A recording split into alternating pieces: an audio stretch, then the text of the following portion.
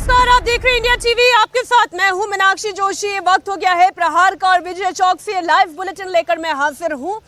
बात होगी संसद में हुए धक्का मुक्की कांड की, जिसे लेकर सत्ता पक्ष और विपक्ष के बीच में आज भी तनाव का माहौल बना हुआ है। राहुल गांधी पर बीजेपी ने आरोप लगाया कि उन्होंने पार्लियामेंट परिसर के अंदर बीजेपी के 2 सांसदों के साथ मैन हैंडलिंग की है। इरादतन उनके साथ धक्का मुक्की की गई है, पूरे ग्रुप के साथ उनके साथ धक्का मुक्की की गई है। लेकिन इसी कंट्रोवर्सी के बीच एक और बड़ी खबर आपको दे दें। आज बीजेपी सांसद ने प्रियंका गांधी को 1984 की दंगे की तस्वीर वाला बैग सौंपा है। ये तस्वीर इस वक्त की आपके सामने। अपराजिता सारंगी 1984 के दंगे वाला बैग लेकर आई। वो प्रियंका गांधी के पीछे ही थी, वो ये बैग उन्हें दे रही थी। अपराजिता सारंगी से जब मीडिया ने पूछा कि आपने ऐसा क्यों किया, तो उन्होंने कहा कि जैसे 1984 का दंगा हुआ, जिस तरीके की हत्याएं हुई, वो फिर वापस कभी ना हो, और इसीलिए मैंने उन्हें ये बैग सौंपा है। हर कोई ये जानता है 1984 का दंगा क्यों हुआ था, किन परिस्थितियों में हुआ था। आज उसकी याद लेकिन पार्लियामेंट परिसर में एक बार फिर दिलाई गई, तो इसके पीछे की राजनीति क्या है उस पर भी डिटेल आपको दूंगी। लेकिन पहले आप सुने अपराजिता सारंगी ने क्या कहा। देखिए, मैं और कुछ अन्य सांसद 1984 रायट का बैग लेकर आए थे। जूट का बैग था, सुंदर बैग था, और 1984 रायट लिखा हुआ था। और दूसरी बात है, उसमें बहुत सारे खून के बूंद छींटे थे। बड़ी बात है कि जितनी भी ऐतिहासिक गलतियां कांग्रेस के द्वारा हुई हैं, उन्हें उनके समक्ष रखना होगा, उपस्थापित करना होगा। उन्हें याद दिलाना होगा कि आप संविधान विरोधी रहे हैं, आप अंबेडकर विरोधी रहे हैं। और इसी वजह से हम लोगों ने आज 1984 राइट्स की बात को सामने रखा। आपने बैग किसको दिया? क्या प्रियंका गांधी जी को दिया। उन्होंने सहर्ष स्वीकार किया और बैग लेकर चली गई। देखिए, ऐसा है कि ऐतिहासिक त्रुटियां अगर हम जानेंगे, अगर उन्हें बताएंगे, तो उसकी पुनरावृत्ति नहीं होगी। तो इसीलिए हमने वो बैग ले। प्रियंका गांधी को हाथों में दिया आप लोगों ने बैग? उनको हाथ में दिया और वो लेकर मुस्कुराई और चलती गई। आप देखिए, जो 3 तस्वीरें हैं, वो 3 तस्वीरें आज इस बैग की कहानी आपके सामने रख देगी। प्रियंका गांधी जब पहली बार पार्लियामेंट परिसर में बैग लेकर पहुंची थी, तो उसमें पैलेस्टाइन लिखा हुआ था। वो फिलिस्तीन के समर्थन में ये बैग लेकर पहुंची थी। और फिलिस्तीन के समर्थन का अर्थ क्या इजराइल का विरोध होता है? इस सवाल का जवाब मैं आपके हिस्से छोड़ देती हूँ। 17 तारीख को वो फिर एक बैग लेकर पहुंचे और इस बार बांग्लादेश की बात कही गई थी।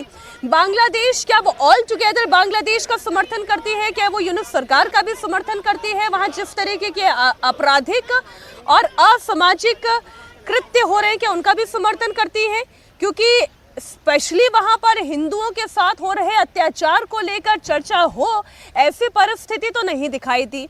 लेकिन आज ये जो एक सरप्राइज एलिमेंट की तरह ही था, अपराजिता सारंगी का एक ऐसा बैग लेकर पहुंच जाना है जिसमें 1984 लिखा हुआ था।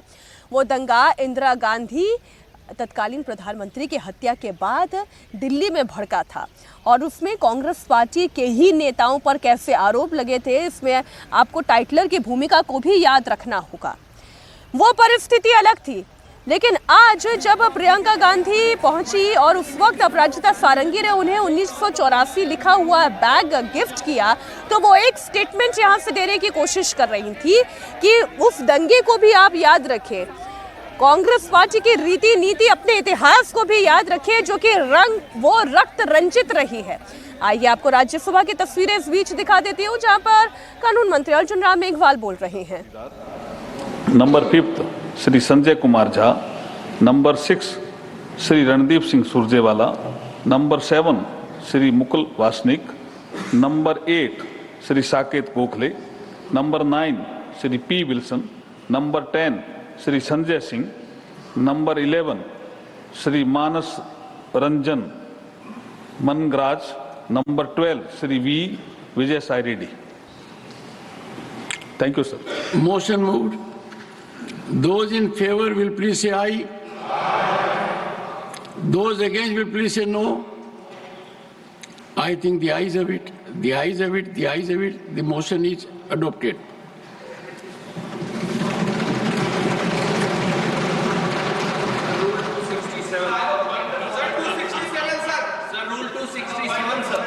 इस बीच धक्का मुक्की कांड पर आज भी संसद में बवाल मचा। बीजेपी और विपक्ष के दोनों के सांसदों के बीच में आज एक बार फिर से आप देखें फेस ऑफ की स्थिति बनी हुई थी।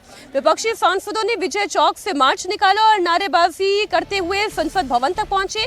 वहीं बीजेपी सांसदों ने संसद भवन परिसर में राहुल गांधी के खिलाफ नारेबाजी की। लोकसभा स्पीकर ने कल आदेश जारी कर संसद भवन के किसी भी गेट पर प्रदर्शन करने या धरना देने पर रोक लगा दी थी। आज के विपक्ष के प्रदर्शन की खास बात यह है कि राहुल गांधी इस प्रदर्शन में शामिल नहीं थे।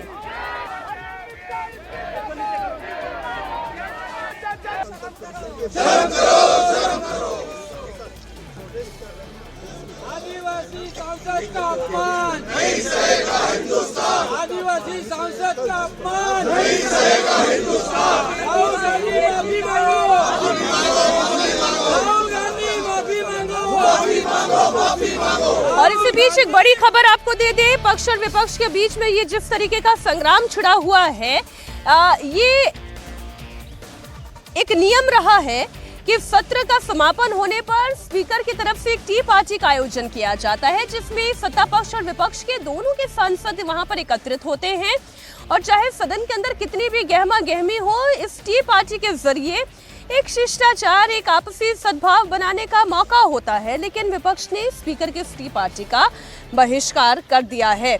तो यानी आप ये समझिए कि ये केवल वाद विवाद तक बात नहीं है, ये दोनों पक्षों के बीच में स्थिति नफरत की पैदा हो गई है, घृणा की पैदा हो गई है।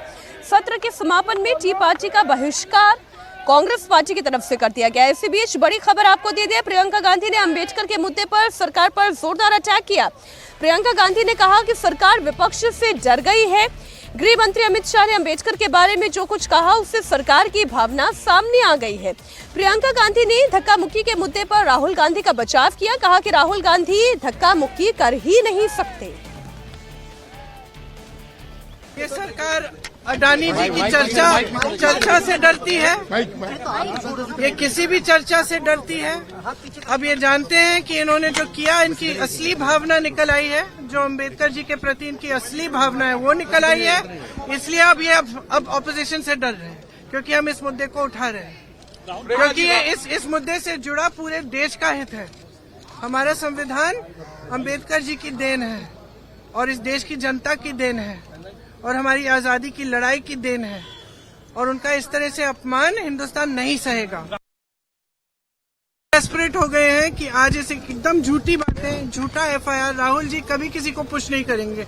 मैं उनकी बहन हूँ, इतने सालों से मैं जानती हूँ, कभी इस तरह की हरकत कभी कर ही नहीं सकते। और फ्रैंकली देश भी जानता है, देश देख रहा है कितने डेस्परेट हो गए हैं ये लोग कि इस तरह की फालतू के एफआईआर लगा रहे हैं, क्योंकि सिंपली अडानी पे चर्चा नहीं चाहते। और जो इन्होंने किया है अंबेडकर जी के साथ, जिस तरह से अपमान किया है, ये जानते हैं कि ये देश नहीं सहेगा ये अपमान, इसीलिए ये सब डिस्ट्रैक्शन है, बस यही है सड़कों पर।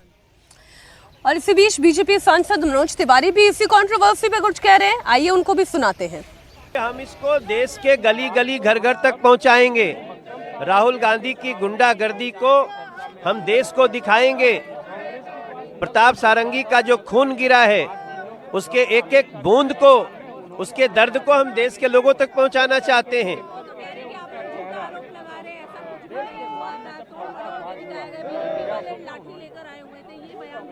नहीं, वो इसको लाठी कहते हैं। वो ये तख्ती में जो हम लगा के, और इसको हम कभी सदन के अंदर नहीं ले जाते। हम जैसे आज यहाँ प्रदर्शन कर रहे हैं, वैसे ही कल मकर गेट पे प्रदर्शन कर रहे थे। वो लोग 80 मीटर दूर प्रदर्शन कर रहे थे, आकर के जानबूझ के झगड़ा मोल लिए। आप देखिए, इसी बीच अखिलेश यादव ने बीजेपी सांसद जिन्हें चोट आई है उनकी चोट का मजाक उड़ा दिया है। समाजवादी पार्टी के मुखिया है अखिलेश यादव, उन्होंने मुकेश राजपूत का मजाक उड़ाते हुए कहा कि नकली सर्टिफिकेट से जीत कर आए हैं मुकेश राजपूत। सबको पता है बीजेपी सांसदों को कितनी चोट लगी है। आप सुने अखिलेश यादव ने क्या कहा। बाद वाले तो नकली सर्टिफिकेट से जीत करके आए हैं, केवल सर्टिफिकेट से जीते हैं वो। और मैं तो कहूँगा उनके इलाज के लिए हम लोग भी मदद करना चाहते हैं। होगा कितनी किसको चोट लगी, आपसे बेहतर कौन है, सब कैमरे आपके पास हैं। अब आपका चेहरा भी बता रहा है कुछ ऐसा है जो हम नहीं जानते हैं। सर, नए साल में इंडिया अलायंस में नहीं जानते। शशि थरूर को भी सुनी। शशि थरूर क्या कह रहे हैं? सर, कैसे पार्लियामेंट की प्रोसीडिंग्स को आंकते हैं जो विंटर सेशन है, क्योंकि लेजिस्लेटिव बिजनेस के अलावा बहुत सारा हंगामा भी हमने देखा। देखिए, बहुत निराशाजनक 3-4 हफ्ते रहे। संसद के अंदर संसद का काम जो करना था मेरे ख्याल में नहीं हो पाया। कमिटीज़ के भीतर तो काम चले, लेकिन उसके अलावा मेरे ख्याल में बहुत एमपीज़ बहुत दुखित है कि जिस काम के लिए हम आए थे, जो हम सब तैयार करके देश की समस्याओं के बारे में चर्चा करना, एक एक मुद्दा उठाना, हमें मौका नहीं मिला और ना प्रतिपक्ष को मिला ना सरकार को। मेरे ख्याल में इस विषय में सरकार के नेतृत्व और विपक्ष के नेताओं एक साथ बैठ के एक समझौता पे पहुंचना चाहिए देश के हित में, क्योंकि इस किस्म से चलने में मेरे ख्याल में देश की और लोकतंत्र की बर्बादी होगी। ये मैं स्पष्ट कहता हूँ कि इस किस्म के जो हमने हंगामा देखा पार्लियामेंट के बाहर होना, ये तो अजीब नहीं है, पहले भी देख चुके हैं। पार्लियामेंट के भीतर ये सब होना अच्छा नहीं। भाई, शशि थरूर की इस बात से तो हर किसी को सहमत होना ही चाहिए कि पूरा सत्र बड़ा निराशाजनक रहा। इस बात से भी सहमत होना चाहिए कि संसद परिसर में जिस तरीके के हाथापाई हुई, धक्का मुक्की हुई, मैन हैंडलिंग हुई, ये पार्लियामेंट्री हिस्ट्री में अशोभनीय अक्षरों में लिखा जाएगा। It was really a black day.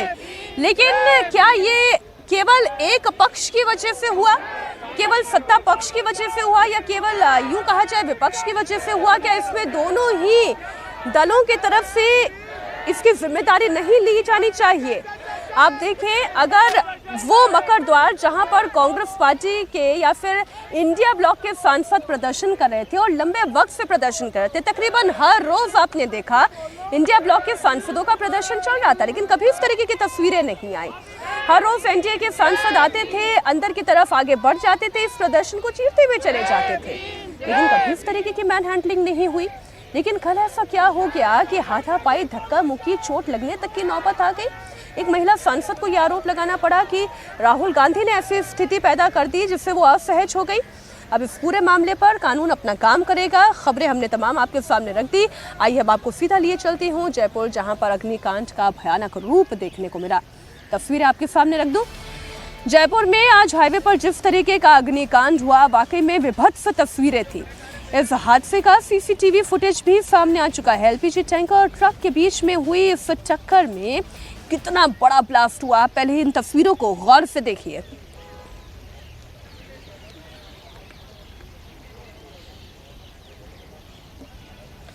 CCTV footage record जो हुआ है उसकी ये पहली तस्वीर है।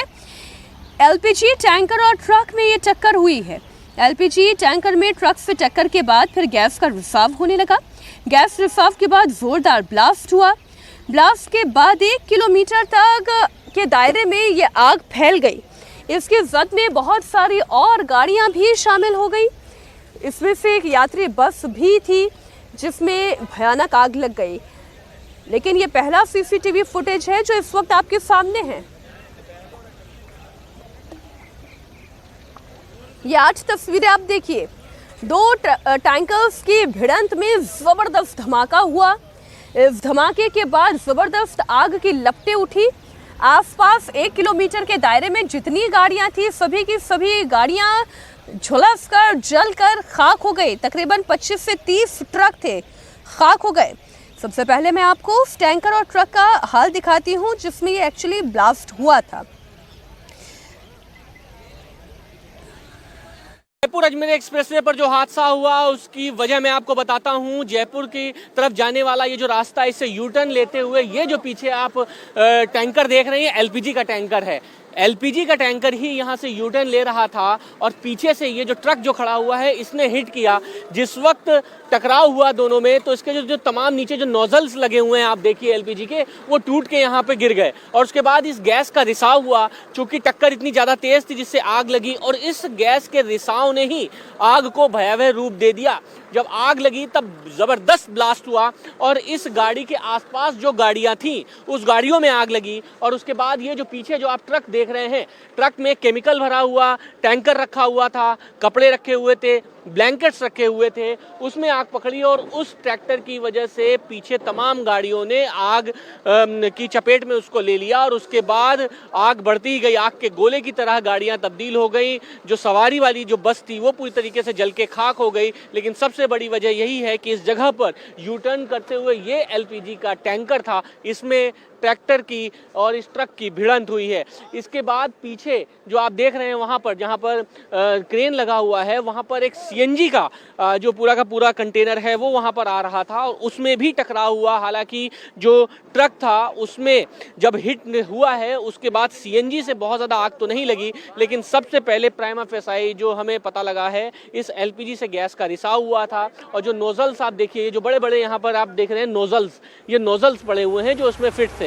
इस नोजल से निकलते हुए ही जब गैस का रिसाव हुआ तो उसमें आग लगी हुई थी। ये एफएसएल की टीम यहाँ पर आई है, हादसे का जो है जांच कर रही है कि आखिरकार किस तरीके से आग लगी। देखिए जो बड़े बड़े नोजल्स पड़े हुए हैं ये एलपीजी के नोजल्स हैं। ये देखिए इस नोजल से जब गैस का रिसाव हुआ है, ये बड़े बड़े नोजल्स, इसमें जब बड़ा सा जो ट्रक है जब हिट किया है उससे आग लगी है और इस गैस का रिसाव बहुत ज़्यादा हो गया एलपीजी का, जिसके बाद हादसे में आग बहुत तेज पकड़ ली। पूरे आसपास की जो गाड़ियां थी उस आग की चपेट में आ गई और एक के बाद एक गाड़ियों में आग लगती चली गई। चूंकि ट्रक के पीछे केमिकल के ट्रक्स थे, बड़े बड़े ब्लैंकेट और कपड़ों के उसमें ट्रक रखे हुए थे, उसमें आग पकड़ने की वजह से आसपास की जो गाड़ियां थी उसमें आग लग गई और हादसा इतना ज़्यादा भयावह हो गया कि इसमें कई लोगों की मौत हो गई। हालांकि लोगों का कहना है कि 40 से 50 घायल हुए हैं। 5 की जो ऑफिशियल डेथ टोल जो है उसका कंफर्मेशन हुआ है, लेकिन ये मौतों का आंकड़ा अभी बहुत ज़्यादा बढ़ेगा, जो कि लोगों का कहना है और जो तमाम डॉक्टरों से हमारी बातचीत हो रही है वो बता रहे हैं।